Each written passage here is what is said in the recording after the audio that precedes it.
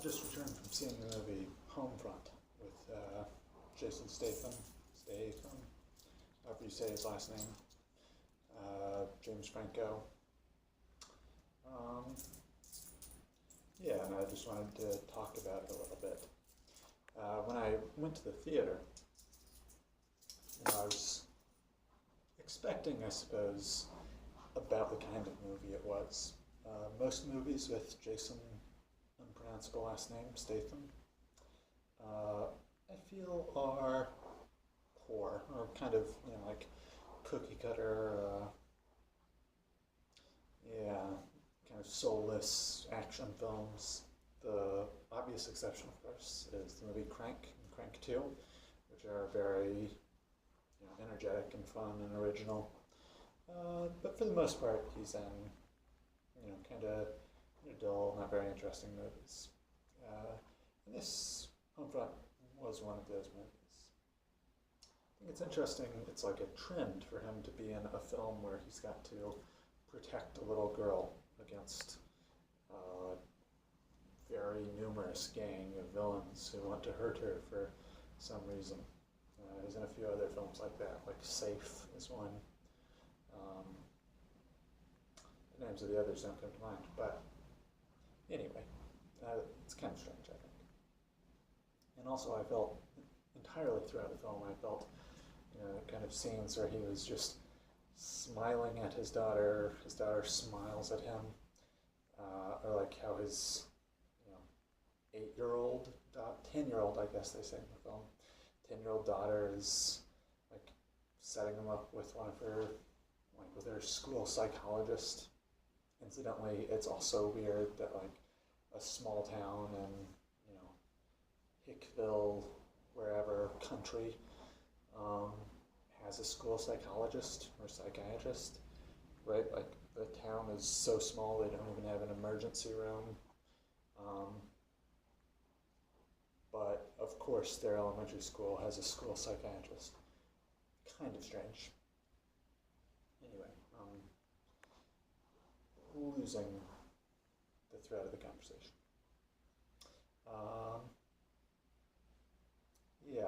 So I felt it was uncomfortable, basically. Like his daughter's setting him up with the school psychiatrist, and like he and his daughter are exchanging meaningful looks, or kind of like soulful gazes. Pretty weird. I didn't enjoy that element of the film. I actively didn't like it, as opposed to just not enjoying it. And I'd say I just didn't enjoy the entire film. So as I was sitting in the theater, the movie starts. In the first few minutes of a movie, there's going to be scenes that set the tone for the entire film. And that was true here. The opening scene is Jason Statham doing an undercover drug bust of a biker gang. And so like right away the police try to, the bikers go into like a strip club or something where they're going to buy some meth. And the police come up to try to bust them. And like the bikers are all in this club doing the drug deal, and the police SWAT team, comes in, bursts in to try to arrest them. And so right away, you know what kind of movie this is. Like, that's not how an intelligent person would set up a police ambush, right? If you're the cops, are you going to send in your SWAT team into this confined space that's densely packed with other people, like innocent people, to shoot it out in close quarters with a violent gang? Or would you just wait for them to complete the drug deal and then come outside and then surround them when they're on their bikes?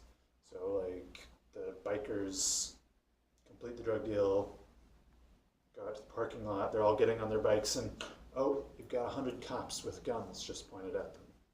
Like that would be how the police ambush and arrest people in real life. That would be how, a kind of thoughtful person would tell this story. If you wanted to be realistic, if you wanted your characters to be sensible, you would have them doing intelligent things or obvious things.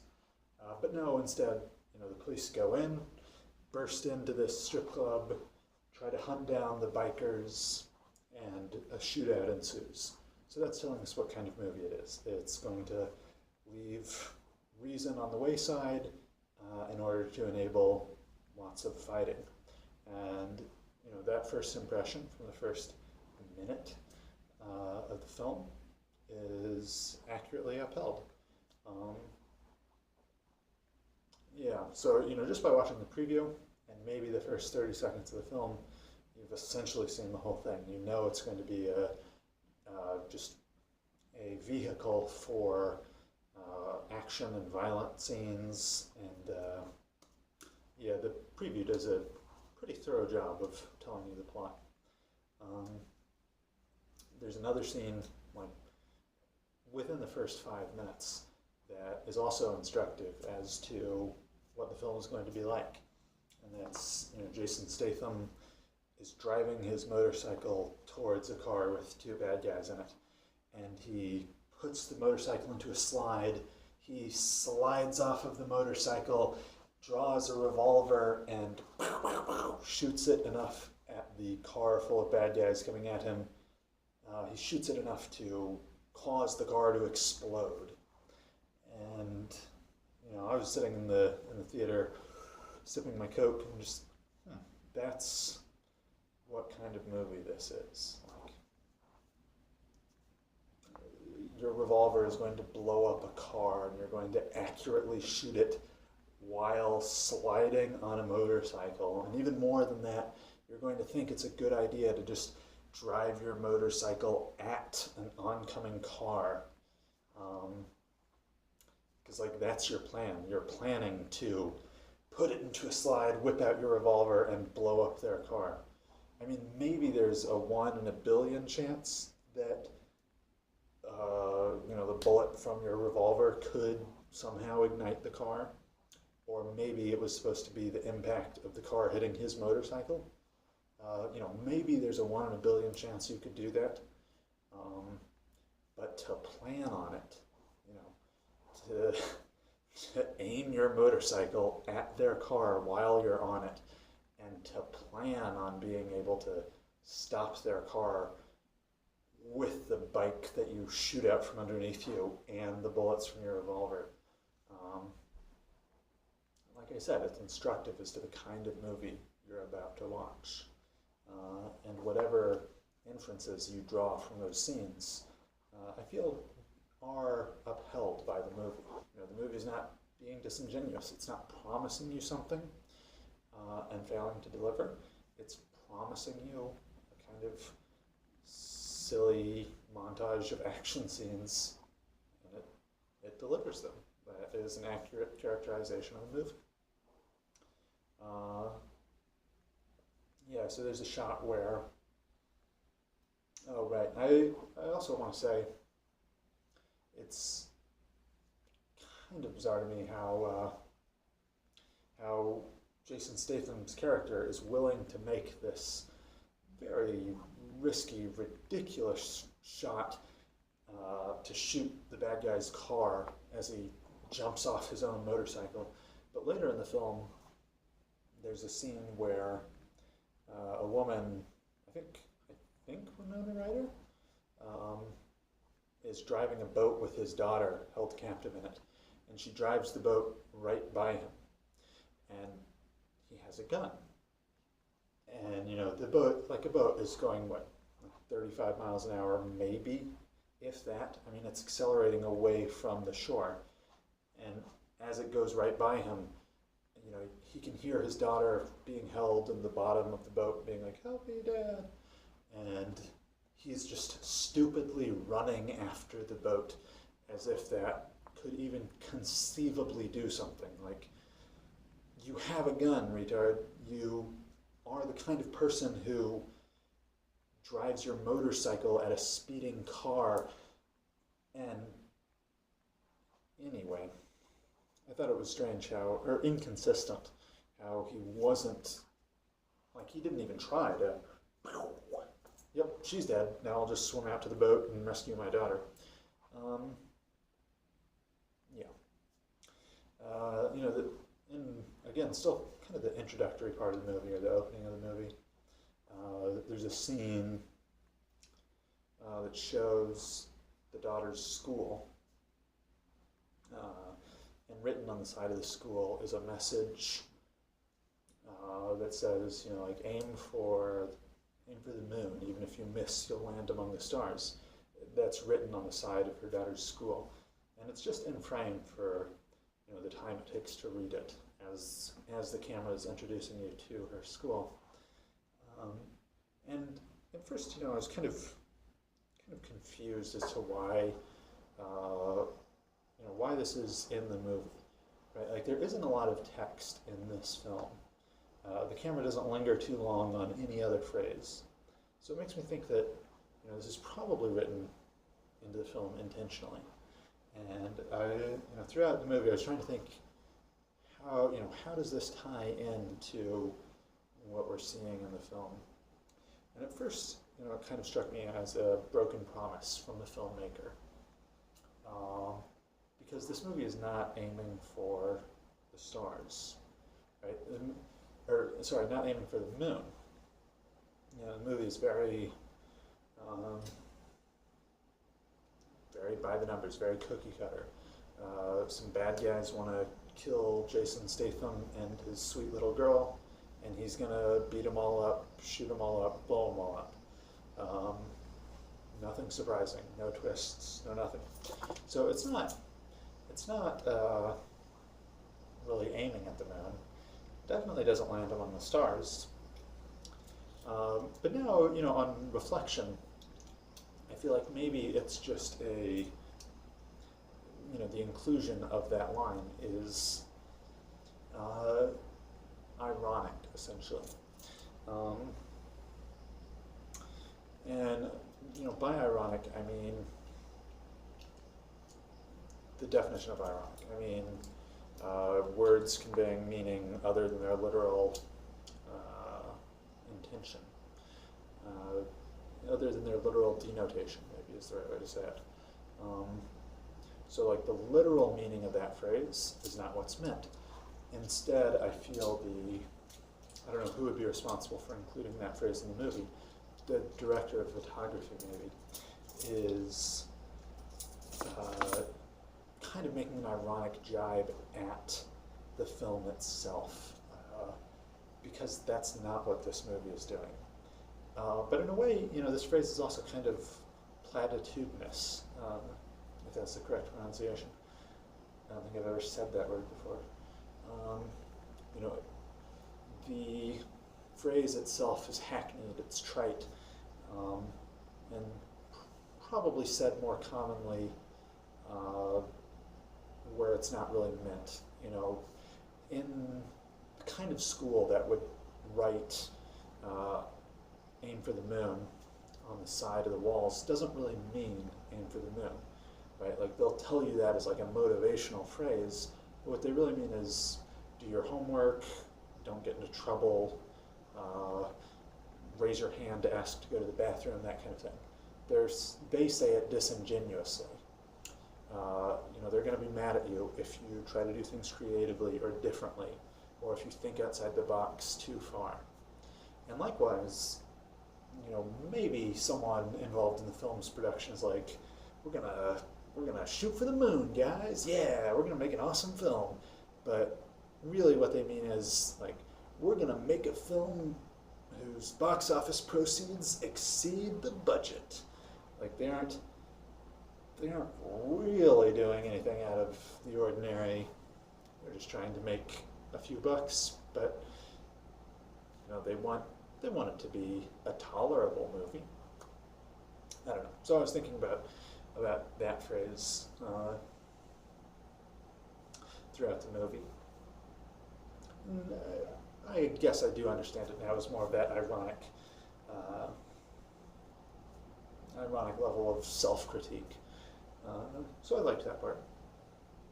my favorite scene in the entire movie uh, was towards the end. There's a shootout, and the main character's like token black friend is dead, or at least grievously wounded. Um, and he's lying in his car, having been shot in the neck. And in the course of events of the firefight, the black friend saved Jason Statham's life at the expense of his own life. And Jason Statham walks by, in the aftermath of the gunfight, and the police are all around, and Jason Statham looks at the dying friend, and he goes, "Hey, somebody put pressure on this, or like compress this wound," I think he says, as he like walks off to go do other stuff. I'm like, I don't know, I was laughing in the theater at that scene, because like he just doesn't care. Like, put some pressure on this. This guy's dying. Walks off. Like this guy who just saved your life, who died to save you. Put some pressure on this. So that was kind of a silly scene, but I enjoyed it. There's another scene where James Franco, maybe an equally funny scene. Winona Ryder has just returned with Jason Statham's daughter to James Franco's lair. And James Franco is the best character in the film, by far. Which, I mean, just looking at the cast of the film on Fandango before I went to go see it, I would anticipate that James Franco's character would be the best. And I was pleased at the amount of screen time he got, and the development of his character. Really the only character I liked, or that felt, that had any depth to him. Winona Ryder's character, maybe a close second. Not that close, a distant second. But yeah, so there's a scene where, she's brought the girl back to his lair, and, he just exasperatedly says, like, "What, are you retarded?" Like, it's kind of almost like genre awareness. Like, he knows that it's a bad idea to bring the hero's daughter to your lair. Yeah, another kind of self-reflective moment in the film. Don't do that. Yeah, to return to the beginning, thinking about, all the other characters in the film, kind of the shallowness of them. One character I was thinking of was the sheriff, who's a very weak, ineffective sheriff. And what he reminded me of most, is at times in my life I've had to watch children, and it always seems to me that, like they'll be walking through some building or something, and the kids will be like running around and be like, "Hey, don't run," and they just completely ignore you, and you're like, "Don't run," and they completely ignore you, running around doing whatever, and you're like, whatever. That's basically it seems like every experience I have watching kids is like that. Like, don't do that, don't do that. And then, they just ignore you and keep doing it, and you're like, well, it's really not that bad. And then, that's what, the sheriff's character felt very reminiscent of that. There's a scene towards the beginning where, some yokel is going to try to punch Jason Statham, and every character sees it coming. And the sheriff is there watching, and he's just like, "Hey, don't do it. Don't do it. Don't do it." And then the yokel tries to punch Jason Statham and gets beaten up. Yeah. So, like, the sheriff is just kind of, like, he's always weak, just always like, don't do it. Just along for the ride, that kind of thing. He's in on James Franco's crime ring. somehow it's alluded to that he's in on it, but he never really seems to be strongly in one faction or the other. Like, he is part of the team that arrests James Franco when it's necessary to arrest him. James Franco gives him a glass full of whiskey, and they seem friendly, but he throws it out. Yeah, the sheriff is just like very milquetoast, is how I describe him. The yokel is obviously just a dumb goon. There are a number of dumb goons. The yokel's wife is, I mean, she's maybe more of a character, but she vacillates from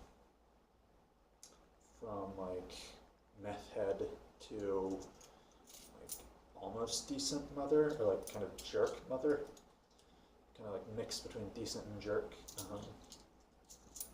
And she does it without any kind of rhyme or reason. Like, there's one scene where she's at the Statham's birthday party, and she's kind of like smiling, like grudgingly getting over her feud with Jason and his daughter. And then in a scene later that night, she's tweaking and begging James Franco for more meth. So, I mean, maybe I'm just not familiar enough with the proclivities of a meth user. But it seems to me that if you are, outside of your mind, if you are unable to think cognizantly,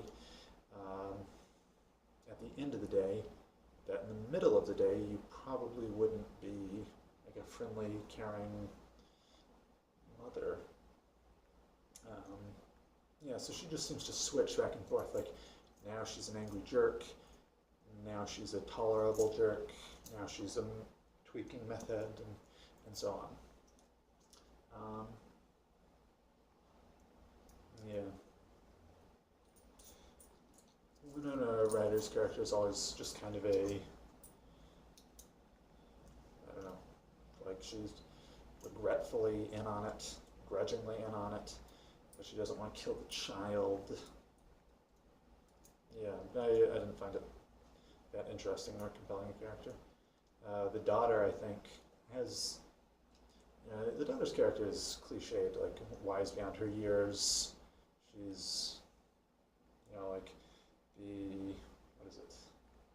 What is it you say when a girl's sole purpose in the plot is to drive the action of the film? Like fridging, I think. Yeah, her sole purpose in the plot is to drive the action of the film by being placed in danger repeatedly. And that is true here. Like, we're gonna kill your daughter. No. Like, that's the whole reason for the violence in the film. Like, if they were just threatening Jason Statham, he'd decide to flee, or just go undercover again, or something like that. And it wouldn't really be that ominous or frightening if they were just threatening him. They've got to threaten his daughter. They've got to make him super mad. And there's a part in, I think it's the Odyssey, where Achilles is like raging against fate, and he's fated to do something, and he just gets so mad that he doesn't do it. There's some Greek tale that basically goes like that. Achilles is he's fated to do something, but I don't want to do it. But you're fated to. But I'm so mad I'm not going to do it anyway. And that is what I was thinking of a lot through the movie. And I should say that I find it dumb in the Greek tale. I find it equally dumb here. Jason Statham is bound and beaten and surrounded by 4 guys, and they're torturing him. And they're like, and we're gonna kill your daughter. he's like, oh, well, now I'm mad. Now I'm so mad that I guess he doesn't break the cuffs. He, beats up four armed men who have previously beaten him and who are armed, and he's tied to a chair, but he beats them all up by kicking them. And I was watching that, I was like, I don't think the universe works like that. I don't think you can undo your fate by just getting doubly angry. Like, you've got to want it more. Okay, I want it. No, more. Okay, I really want it. All right, you get it. Yeah. As I mentioned, the film promises you in the beginning that things aren't really going to be thought out, right? Like, the film says it's just going to be a vehicle for a montage of action scenes. The police raid is ill-conceived. Let's go into the strip club with all of our guys, as opposed to just waiting for the bad guys outside, where we know they will come in literally minutes, and where they will be defenseless and surrounded, and probably just give up immediately. That promise is fulfilled in multiple parts. When the biker gang is come to kill Jason Statham, the common sense way to murder him would be, say you're the biker gang assassin and you're out to kill Jason Statham. Do you A, gather a SWAT team of bikers to approach his house in the dead of night, search the surrounding area, kill his black friend, break into the home and hunt him room to room in his own house? Like, that's option A. Option B would be like, hey, is this Jason? Yeah, you've got a contracting business? Great. Can you fix my fence at 123 Secluded House Lane? Okay, yeah, great. 3 o'clock Tuesday, that's fine. And then you show up at 123 Secluded House Lane, wait for a few minutes. Jason Statham's truck pulls up. You're like, hey, buddy. Right, like, that would be easy. The next time you see Jason Statham getting gas, instead of going to go menace him, you just shoot him. It'd be so easy. It'd be ridiculously easy. You go to his house at like 6 p.m. The sun's still up. Yeah, who is it? So easy to kill someone. But no, the bikers are gonna, the villains throughout the movie are going to first gradually progress. They're going to start by, why don't we go around back and fight? They're going to start with that kind of thing. Oh no, you punched me before I was ready. Oh darn, why did we do this? And they gradually escalate until they get to the point where, now we're going to send a SWAT team of assassins to try to break into your, right, like, bad.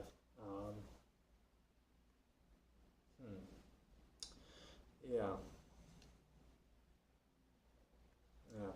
I had one other example in my mind of, when they were failing to think things through.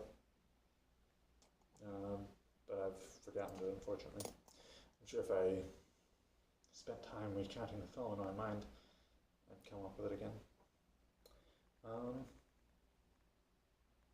Yeah, James Franco's character I found pretty enjoyable. Just like, he's just a guy who wants to, make and sell his meth, and he's very kind of like businessman, criminal, aspiring businessman, criminal. There's a scene where his meth lab is blowing up. I assume it's meth. His drug lab is blowing up. And you can see, almost a tear in his eye as he watches the the lab go up in flames. He's kind of right. Like someone says it about him in the film. He doesn't look like much, but he's dangerous or something. And you kind of get that impression, like he's the kind of skulking villain that I think you would ordinarily dislike in a film, right? Like he's the guy who's like creeping in and breaking into houses and sneaking around stealing stuff, and like, kidnaps the cat and tears up the little girl's stuffed animal. And but despite being kind of a weird, creepy jerk who has no like traditionally like masculine qualities, maybe. Despite all that, he's still I kind of liked him in the film. Still kind of a likable guy. We can still understand him and his motivations, and we understand that things just start unraveling for him at the end, and he doesn't really want to kill that girl. And he says to Jason's daughter, like, you think things are bad for you? I just shot my own sister. We understand him. We feel for him, or at least I did. So yeah, I liked that character. I felt it would have been better if they could have brought, I guess, that depth to the other characters. I was just trying to think of how I would have made it end. The ending I thought was uninspiring. There's a scene where Jason Statham must fist fight James Franco. And sure enough, he does, and he beats him up, and he's got his gun to Franco's head, and he's saying something, some lines reminiscent of earlier action in the film, when the two were